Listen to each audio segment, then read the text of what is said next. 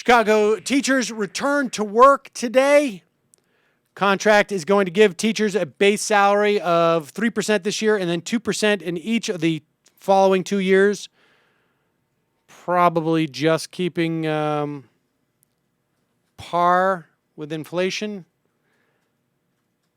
They could receive another 3% raise if both sides agree to a fourth year in this contract. Those raises are in addition to other salary bumps for experience in pursuing a graduate degree that would push the overall pay raise for teachers to 17.6% over 4 years, keeping up with inflation.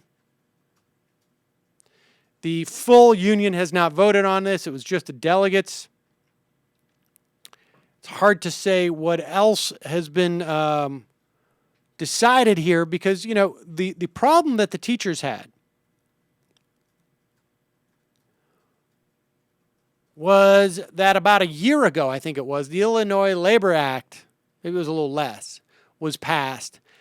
And it created a 75% threshold. 75% of the union members had to vote for a strike.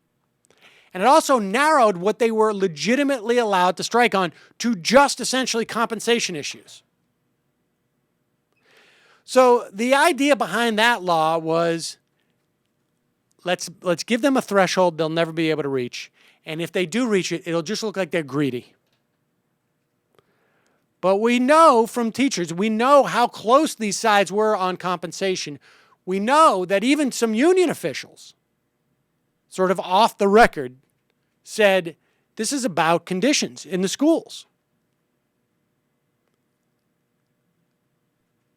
Because the Chicago school system is basically trying to redistribute money from the public school system, not into charters as experiments to see what can be developed in charter schools and applied to public schools, but to literally destroy the public school system. And according to Karen Lewis, the union president, and she said this at a time before there was any notion that there was going to be any acrimony between union and Rahm Emanuel, that Rahm Emanuel had told her at a social function, look, you got 25% of the kids in your system who are just not worth throwing any money at. And they also feel the same way about a certain percentage of the schools there. And so if they project out that a school is going to close within 10 years, Chicago city government basically says, we're not going to do any physical plant improvements or repairs. So you've got kids in schools with leaky roofs, with no heat in the winter, no air conditioning in the summer, that are falling apart,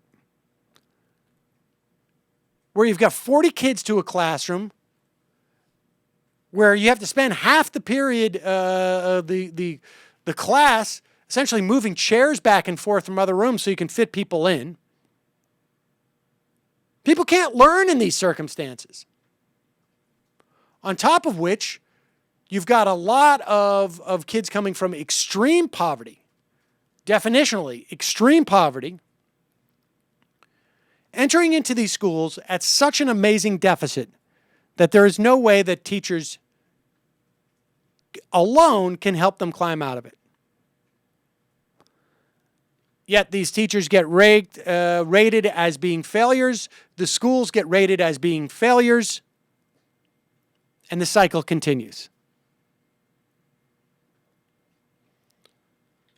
So we will talk about the teachers' strike more comprehensively in the days to come, because one of the most important features of this from a labor perspective, there's two different issues here, or two different ways you can look at this strike. Actually, there's probably three or four. But the two that most interest me, aside from the sort of the politics of Rahm Emanuel, probably getting calls from D.C. saying, like, dude, what the frick are you doing? And it was very smart of the teachers union to do this at this time.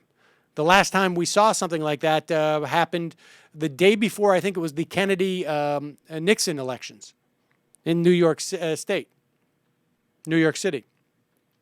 The two big issues here are education reform, which we will dig into more as we go forward, particularly probably, and the tactical strategic goals of the union in terms of developing relationships within the community where they are representing, where they are making it clear we're not just representing our union members. We're representing labor, but also another constituency outside of even labor, and that is the parents in this instance.